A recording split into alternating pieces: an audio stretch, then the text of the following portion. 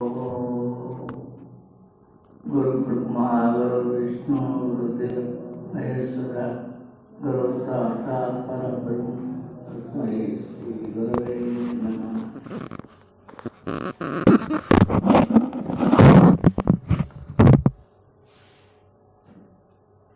మనం అందరం దైవ సన్నిధికి వస్తున్నాం,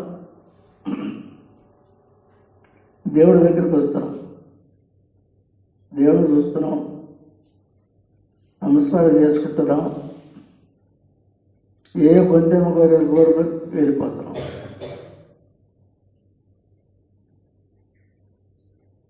ఆఖరికి మనకు వచ్చేది ఏంటిది? ఆలోచించండి.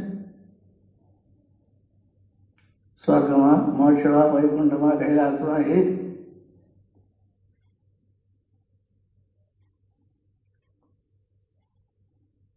ఇవన్నీ వీటన్నిటి పక్కన పెట్టి దేవుడు సర్వాంతర్యామి అని చెబుతున్నాయి కదా, శాస్త్రాలు మహాత్ములు చెబుతున్నారు కదా. సందు లేకుండా ఉన్నాడు. సూర్యుడు మోపినంత సందు కూడా చెప్పకుండా ఆత్మస్వరూపం ఉంది, జ్యోతి స్వరూపం. ఇప్పుడు మనము ఈ చూసేదంతా ఆత్మస్వరూపం కాదు కదా. ఈ భూమి, ఆకాశం, వాయువు, అగ్ని, నీరు, పంచభూతములు, మనం పిపీలు కాదు బ్రహ్మ పర్యంతం ఉండే కదా 24 లక్షల జీవరాశులు. ఈ కళతో కనపడేది ఏది ఉండేది కాదు కదా. మనందరూ చూస్తూనే ఉన్నా మధ్య గురించి. మన ముందర ఎంతమంది పోయి ఉంటారు? పుట్టారు, పెరిగారు, కర్మలు చేసుకున్నారు, తిన్నారు, వాళ్ళు దాన్ని అయిపోయారు. ఏమొచ్చినట్టు వాళ్ళకి? ఎవరా డబ్బులు సంపాదించుకుంటే చాలు, అది అక్కడ పెట్టుకున్నాడు మానవుడు. డబ్బు సంపాదించుకున్నందువల్ల కోటీశ్వరుడు, లక్షాధికారి అంటారే కానీ ఇంకేమన్నది కదా. ఇన్ని కోట్లు సంపాదించిన, ఎంత ఐశ్వర్యం సంపాదించిన, మనం ఉన్న 2 నాళ్లే పనికి వస్తుంది. మనం వెళ్ళిపోయేటప్పుడు మనతో ఏది రాదుగా. డబ్బులు రావు, బంగారం రాదు, తల్లి తండ్రి రారు, భార్య రారు, బిడ్డలు రాదు, ఎవరు రారు. మరి అంత దానికి ఇంత హంగామా చేయడం, భూగోడెత్తులు ఎత్తులు పెట్టుకొని నేను చేయలాల్సి వస్తున్నానో అంటుంటాడు. ఎవరు చేయమన్నారు? కానీ చేయాల తప్పదు, మన బాధ్యత. శరీర ధర్మానికి వచ్చాం కాబట్టి మన ముందర మనం చేయవలసిన బాధ్యత మన ముందర పెట్టాడు జీవితం వరకు. మనం ఏమనుకుంటున్నాం? నేను చేస్తున్నాం. నాకు వ్యక్తి చేసేది ఎవరు? నేను నేను నేను ఈ నేను అనే దాంట్లోనే సర్వం ఊరగడిపోయి. ఈ నేను అనేది ఏంటిది? అహంకారం. అహం ఉన్నప్పుడే నేను అనే పదం వస్తుంది, లేనప్పుడు ఏమి లేదు.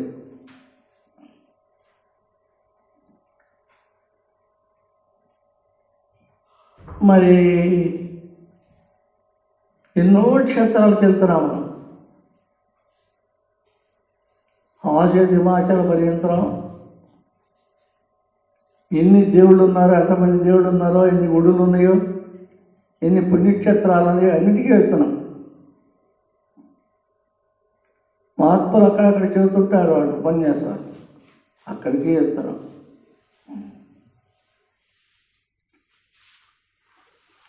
నేను ఓ మాట కాశీకి పోయించానంటారు. అక్కడ తొలిసారి రెండోసారి ఏం తేలేదు అనుకో, మూడోసారి ఏం తెచ్చా, పోయాం చూసాం వచ్చాం. ఎన్నిసార్లు పోయినా చూడటం రావటైనా ఏమైనా మన ఎంత వచ్చేది ఉందా? అయితే చూస్తే పుణ్యం కదా అంటున్నా. పుణ్యమే, ఎవరిగా పుణ్యం? పరిపూర్ణమైన భక్తి, శ్రద్ధ, నమ్మకం, గురుత్వం అవి ఉంటే ఆ దేవుడి మీద మనం పోయించిన దానికి ఫలితం లభిస్తుంది. అదే ఒకసారి అన్నాడు మన తాతయ్య, పుట్టపర్తి వాయిస్తా సార్ అని అన్నానే, సాయిబాబా కాడికి పోయిస్తాను అన్నాడు. ఇటు చూసాడు కంటాడు, కుర్చీకి వెనక్కపోయి ఆడుకున్నాడు.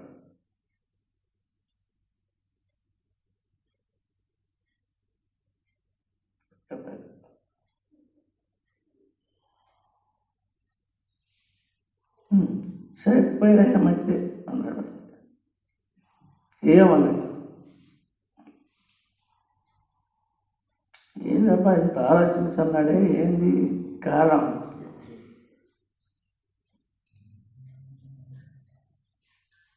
అంటే ఒక్కరోజు వెనక జరిగించాడు. పావాడు అనుకుంటున్నాడు తాను. ఉండాలనే ఉండదగ్గ నాకు కూడా తెలిసి అది కుదరద్దమ్మా కనుక్కొని నేను వచ్చాను.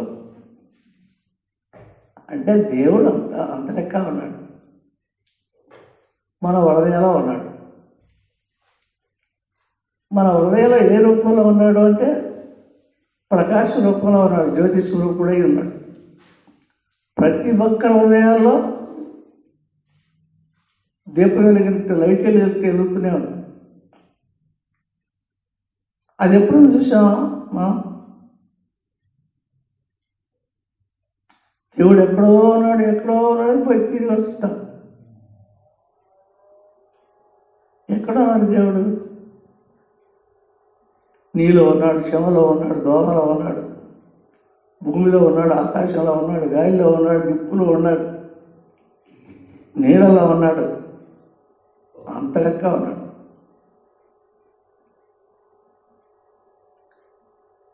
అది నమ్మి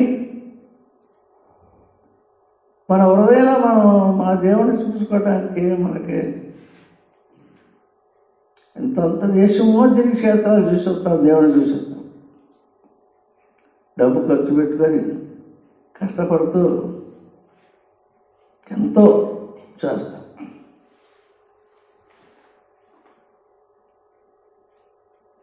మన హృదయంలో ఎంతో ఉన్నాడు. తిరుపతి పోవాలంటే ఎంత దూరం, కాశీ పోవాలంటే ఎంత దూరం, బద్రీనాథ్, కేదార్నాథ్ పోవాలంటే ఎంత దూరం. బద్రీనాథ్, కేదార్నాథ్, కాశీలో విశ్వేశ్వరుడు, తిరుమల వెంకటేశ్వర స్వామి, ఎవరైతే పాండురంగడు, శ్రీరంగడు,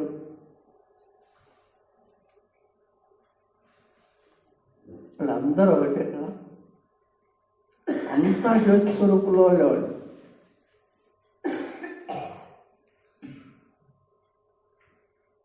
వాళ్ళు ఏ జ్యోతి స్వరూపం అయితే అక్కడ ఉన్నారో వాళ్ళు,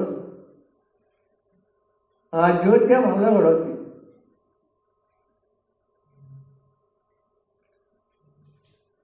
అది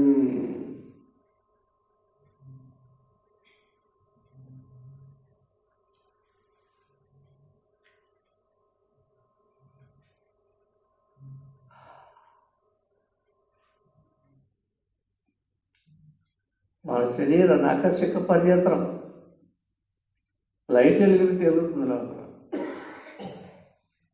అందరి హృదయాల్లో ఎదుగుతుంది అది. ఎంతో దూరం పోయి ఎదుగుతుంది. గురువు దగ్గర వచ్చి ఏం చేస్తున్నాడు? మహాత్ముల దగ్గరికి వెళ్తే మరి పిచ్చోడా, ఎందుకు నువ్వు దేశం అంతా తిరిగేది? నువ్వు కావాలనుకునే దేవుడు నీలోనే ఉన్నాడు.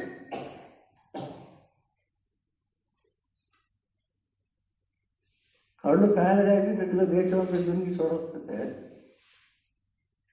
కళ్ళు మూసుకొని నీ హృదయాలు చూడు. ఈ కార్యక్రమంలో దేవుడు చూడలేవా?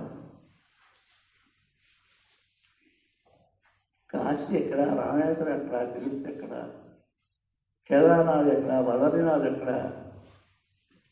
అంత దూరం వెళ్ళే దూరం నీ హృదయాలైనా ఉన్నాడు.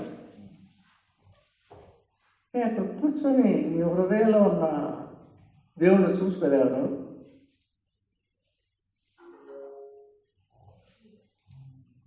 రెండు కళ్ళ మధ్య భూమధ్య స్థానాల్లోనే వెలుగుతున్నాడు. నువ్వు చూడాలనుకుంటే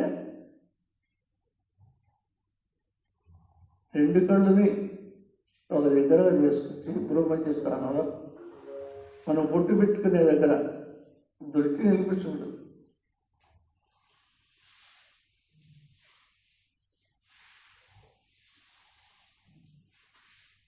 మహా ఆసక్తం, ఎంతో అంత ఆసక్తం. కొన్ని రోజులు చూడు, అలా అది ఏముందో నీకు కనపడుతుంది. నీకు కనపడ్డటువంటి ఆ జ్యోతి స్వరూపమే, ప్రకాశ స్వరూపమే భూమి మొదలు ఆకాశం వరకు కనపడుతుంది. 4 దిశల ఆకాశం అంత దూరం ఉంది, అంత దూరం ఉంటుంది. నువ్వు ఎక్కడికి పోవాలే, నీ ఇంట్లోనే కూర్చో. వైరాగ్యం కలిగి పద్యాన్ని చేసే పనులేమో బాధ్యత, శబ్దాలలో చేసుకునే పనులు మన బాధ్యత తప్పదు. నీకు ఈ పరీక్ష చేస్తారా అన్నట్టు దేవుడు, ఆ పని చేసుకుంటున్నాను. ఇది నా బాధ్యత చేసుకుంటూ నాది ఇది నేను చూపెట్టట్లా అనే కర్తవ్యాన్ని నువ్వు నెత్తి పెట్టుకోవద్దు. నాది అన్నావంటే కర్తవ్యం నీది, నీవు కర్తవ్యం అవుతావు. అది పాపమైన నీకే వస్తుంది, పుణ్యమైన నీకే వస్తుంది. అలా ఎందుకు? అలా కాదు.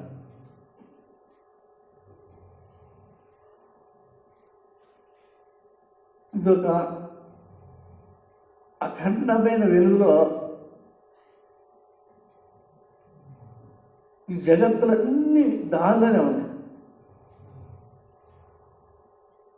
శ్రీమద్రోమ మొదలుకొని బ్రహ్మదేవుడు వరకు అంతా దీనిలోనే ఉంది. దేనిలో ప్రకాశంలాగా అంత లెక్కున్న ప్రకాశాన్ని నువ్వు చూడగలుగుతావు ఇంట్లోనే కూర్చొని.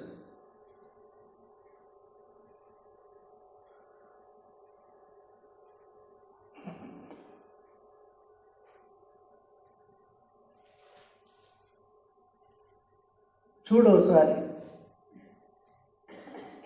దృష్టి పెట్టి నిలిపి చూడు. ఎందుకు అంటే ఎందుకు అంటారేమో. ఇప్పుడు మనందరూ ఎక్కడికి పెడుతున్నాము? ఇక్కడ ఏదో దైవశక్తి ఉంది, దేవుడు ఉన్నాడు, మహాత్ముడు ఉన్నాడు, ప్రభు చూసి వద్దామని వస్తాను. సూచిపోయినందువల్ల నీకు వచ్చే లాభం ఏంటి? అదే పుణ్యం కదా, పోతే పుణ్యస్థలం కదా. ఆ పుణ్యస్థలంలో అడుగు పెడితే మనకు కూడా కొంచెం పుణ్యం వస్తుందేమని ఆశ.